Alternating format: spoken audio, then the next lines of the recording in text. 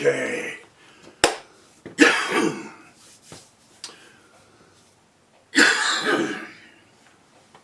Cut all that out.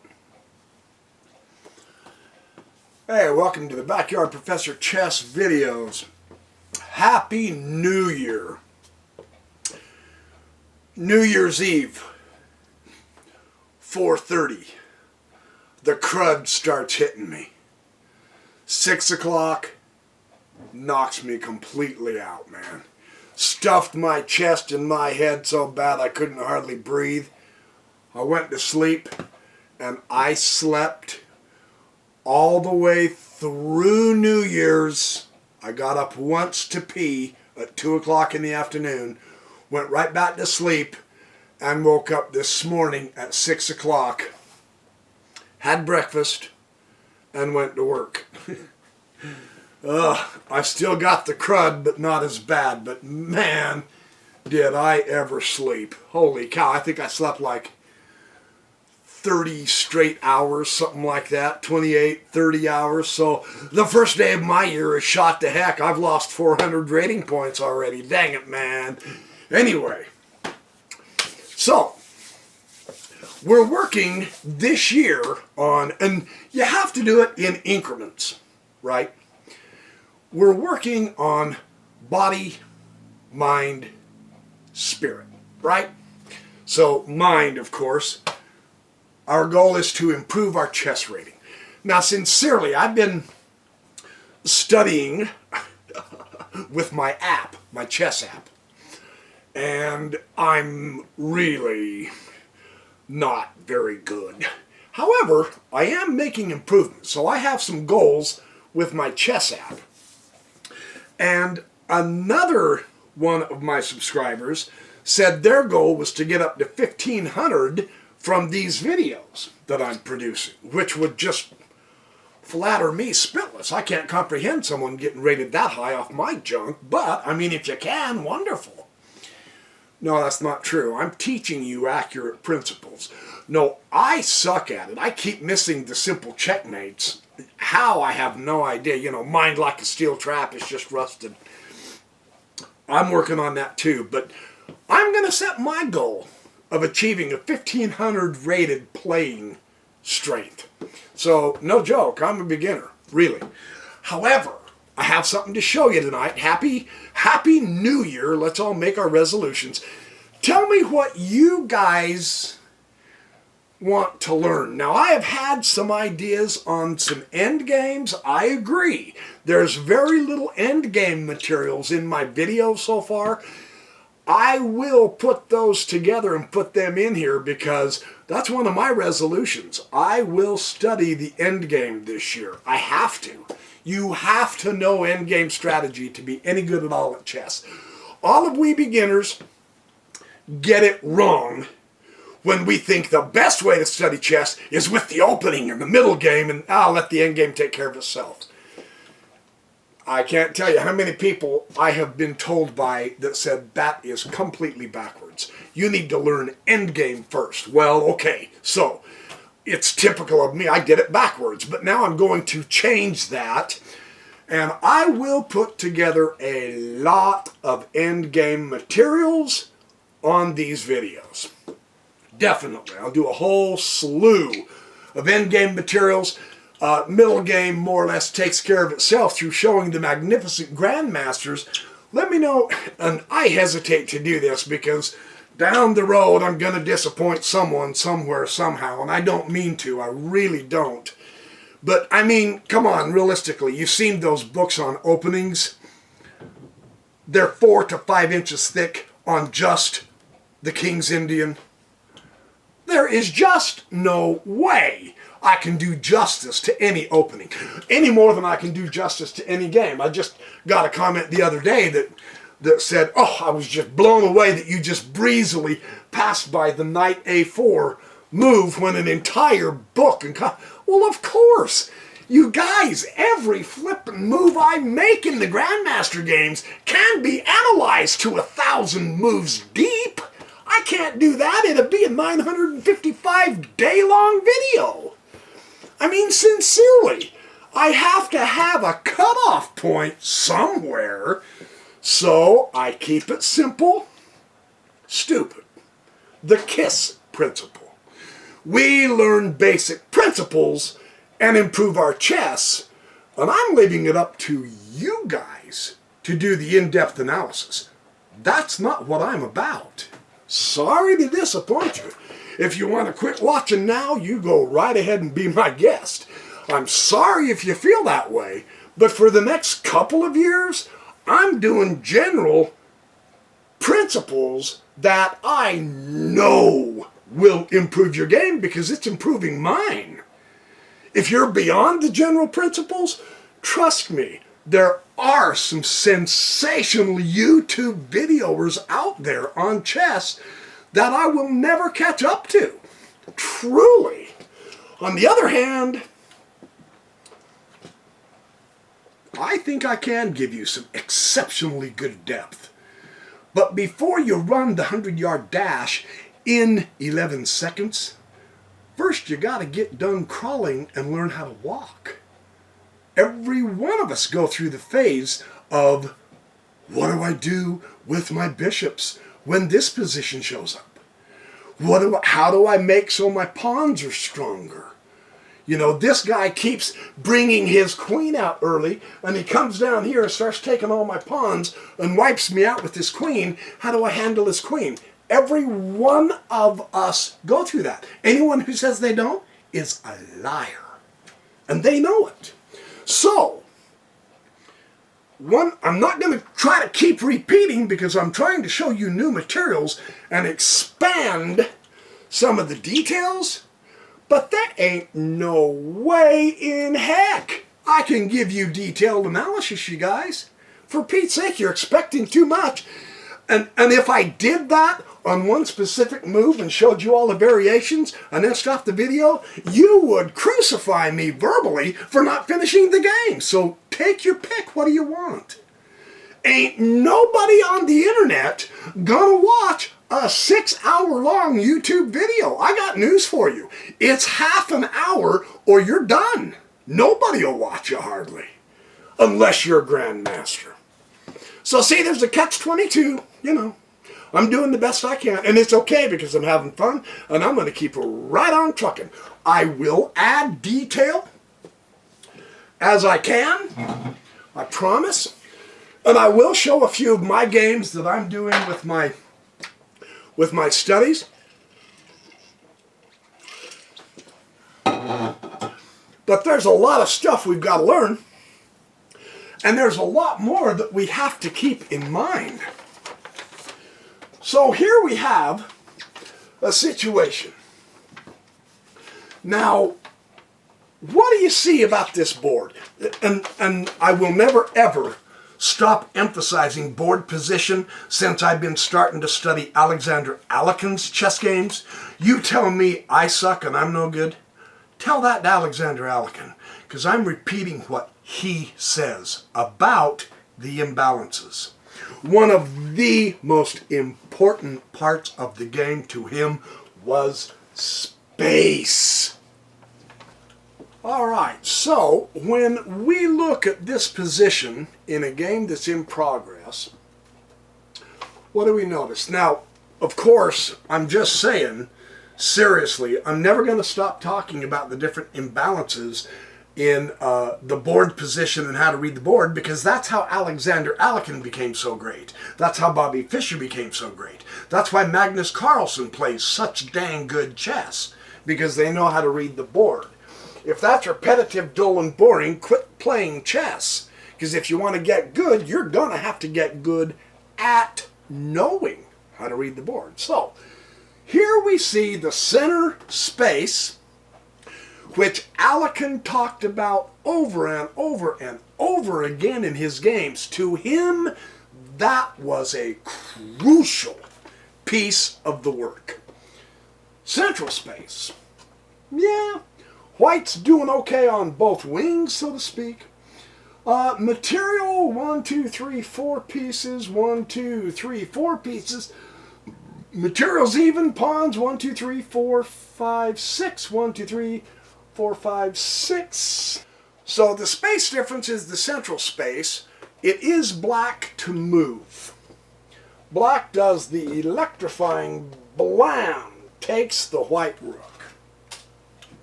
So now material is now down because white lost the exchange on that particular part. So now we're getting a very most interesting thing going on here. We see the rook go to b8, hitting an unsupported pawn, a weak spot, which of course white covers fairly easily. Yes. And now we see black pushes another queenside pawn. So it looks like they've decided, okay, we're going to try to hit the queen side because there's some weaknesses and there's some play on the queen side here. Right? Now watch what white does. Kablam! Bishop a4. What's he doing? He's hitting another weak pawn. How do we know this is a weak pawn? Because there's no pieces protecting it, and there's no other pawns protecting it. You notice that no one can attack this pawn, nor would they want to, with a piece, because it is supported. That is not a weak pawn. That is a weak pawn. That makes sense? So, black began by attacking a weak pawn, and white responded by strengthening that pawn. Then black responded by moving the pawn up, and then white responded with the bishop hitting that unsupported pawn. So they're each finding targets, weak targets, right, to get their breakthrough. Well, black ignores what the bishop did and takes the pawn on b4. And white takes the pawn down here on c6 and says, thank you very much. I will take that weak pawn. Notice that it takes away one more of those central four of black. Just something you need to be aware of. In the meantime, black takes the other pawn, and now, of course, white's going to respond, so that now that we're into it a little bit, after the queenside escapades, there's not a lot on that side, is there? It's pretty much wide open, so now stuff's going to have to be played on this side, right? Rook comes to b2. Black uses his open file and checks the king. So the king comes to d1, f2. Rook came over to f2, hitting, guess what? The backward weak pawn. Right? So they're attacking each other's weaknesses. And then the bishop comes up here on a real nice outpost and goes check to the king. The king goes to g7. See, this is the defect of not having an electronic chess game played, because all they have to do is push a couple of buttons and every move gets played right. And then they can take them back real fast and easy. Me, I have to remember things. So, you know, whatever. Make all the excuses you want. You just took that king out of check. White brings his knight off of the edge. And now this rook comes to b8. So are you noticing a familiar thing? Yes, we are. Rook's on the open files. Absolutely. That seems to be how black is playing this game. So, knight went back to a3. And this rook comes up to here. Now, we've seen this before in games where the rooks, when they get on this rank, they completely wreak havoc. So someone is playing their rooks correctly, and white had better start paying attention pretty cockeyed quick. Right? h4, bumps a pawn, rook f to d2 check, king comes to e1, bishop comes to f2 check. All of the pieces are in the attack against white. Unfortunately, he hasn't brought his rook into play yet. He hasn't had a chance to now, I don't think. And his knight is way over on the rim. You notice how the black has made his pieces just better than white. Now, granted, the bishop is extremely powerful there. However, black, black, black, black square, black square, black square, black square, white bishop. What is the theme that black is playing with that is literally making it so that white is a piece down?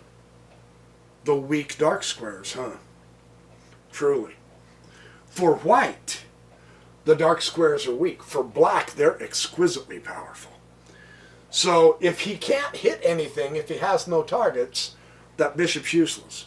Unfortunately for white, his knight is way over here on the edge, and he's not able to get into this game very well. He's just not getting to coordinate his pieces much. The rook is now hemmed in by his own pawn, so he can't get much going. That's a tough situation, man. Well, king comes to f1. Rook bumps down to d1 check. King goes to g2. Bishop takes h4. Discovered check. Knight. That's about the only way to stop it, right? To c2, and rook takes the c2 check. King comes to h3. And now you can clearly see the mate, right?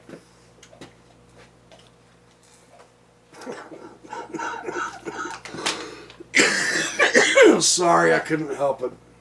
Shame on me. No, what I did then, because I was playing the black, is I took the rook and made it. Well, thank goodness I can edit these videos, man. I just had a huge coughing spree, coughed up half a lung. Anyway, so there's your checkmate.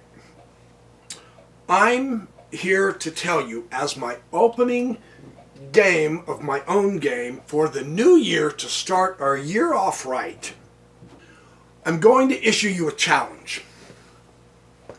Sincerely, because I have seen this in just umpteen hundreds of Grandmaster games. I am just so not kidding. Before every game, tell yourself, rooks on open files, and use them. Use them. Don't just put them on the open files. Find a way to get your rooks up into your opponent's field. If you will do that before every chess game, make it as essential for you to put your rooks on open files and use those open files to improve your chess, as you already know. Just imagine the whole board is set up. Rooks on open files is as essential to put into your games as it is essential in an opening to open with either this or this pawn, as a general rule. And then, of course, follow it up with your knights, bishops, and so on and so forth. But in the game, if you will play with your rooks on open files, I have been trying very, very hard in my training games that I'm playing with my chess app to play rooks on open files. This was one of my training games. Now, when I started, when I started videos again, 5 weeks ago now? 4 or 5 weeks ago. I mean, I couldn't play the stupid thing at level 1000 hardly. This game, I believe, was 1272, I think. And so I'm gently improving, not very much, but because it's still miserable chess. But that's neither here nor there to me. What has made me dramatically jump in power, and I'll be honest with you, I was shocked when I started playing my app and I couldn't hardly beat it on level 1000. I really did realize, my gosh, I have a lot of work to do. So don't whimper about it. Just get on the pony boy and ride like crazy. Get to learn more chess. Play better chess. So through training in just 5 weeks, I've now beat it pretty good at 1272, or at least this once. So that's why I say I think one of my goals for this year is to get to where in my training games I can get to where I can beat this thing at 1500 both colors, black and white. You want to alternate. In the meantime, I keep looking at the Grandmaster games and I'm trying to emulate them. My very favorite Grandmasters, no kidding, all of the world champions. Look any of them up. I don't care which one. Any of them. And you will see rooks on open files and using both rooks on this back rank as they can. Pigs on the 7th is what they call it. I think I said that in another video. So there is my opening video from a personal video of mine for the new year 2019. So let's see how far we can improve our chess. Let me know what you want to study. Yeah, I'm going to do a lot of endgame materials. I know openings, but there's a million different openings. And I mean, there's a million different ways to play each one of those million different openings. I can't possibly do an exhaustion look at them, but I do need to do some openings, and perhaps, and I've had a couple of people, actually several people in the comments mention that I should review again Jeremy Silman's imbalances. I don't know if that would be valuable or not at this point, because I think you've all pretty much become familiar with them, but I'll be honest with you, I've had 300 new subscribers since New Year's, just 2 days ago. I don't know if those 300 have read Silman or not. So, you know, I'm not sure who of you are familiar with Silman or who aren't, but I do want to do some openings. The middle games, honestly, the Grandmasters games can take care of that, but I can't possibly do an exhaustive analysis of all of them. There's no way. Each move in a Grandmaster game can take an entire hour just to explore. So I'm trying to give us basics and help in improving our chess games. If we can improve 200 to 300 rating points a year, that would be outrageous. In 5 years, you guys will have your master rating. I have no idea if I will, but I'm going to give it a shot. I'm serious. I am going to give it a shot. What the heck? I've got nothing better to do with my time except to enjoy myself with my fabulous YouTube friends, my wonderful family here in real life, and guess what I got for Christmas? Guess what Santa Claus brought the backyard professor? A drone. Yes! I got the Mavic Air drone. I'm going to be doing some spectacular drone shots. Maybe I'll just do, I can do some intro drone shots on the chess also in the outdoors. But I've got a great name for a whole playlist of droning. I could call it the Droning Backyard Professor. I drone on and on in chess. Now I can drone on and on in nature, right? So anyway, lots of good stuff coming down the pipeline. I have been studying chess like crazy except yesterday. And yesterday I slept the whole blinkering day. But that's okay. I'm up and at 'em. So anyway, let me know what you guys want to see discussed and reviewed, and I'll see if I can put 2 and 2 together for you with what little I know. What the heck, it'll help me too. Remember, and I know sometimes it doesn't come across this way, but you guys have to understand something. I am not a teacher, I'm a student. And I'm excited to improve my chess, But as I get going and get the ball rolling and all that, I end up looking like I'm trying to teach you guys how to do better at chess. The only reason is not because I'm a teacher and I'm so great at chess. It's because I'm discovering, hey, this silly stuff works. When I do this in my games, I improve. So I'm passing that on, showing my chess journey. So at the beginning of the new year, let me just say that I'm on a chess journey, and it's been a rough one. I've had fits and starts, and I've learned a whole lot about what the John Q public is like. Some of it's fabulous, some of it's really ugly. And that can affect people, and it has affected me. But the new Backyard Professor Chess is here to stay, and we are going to rock and roll with this thing for years to come. Yeah, baby. All right. Will you quit watching this and get ready for the next one? This one was over 20 minutes ago. You should have shut it off after I did the checkmate. See you next video, man.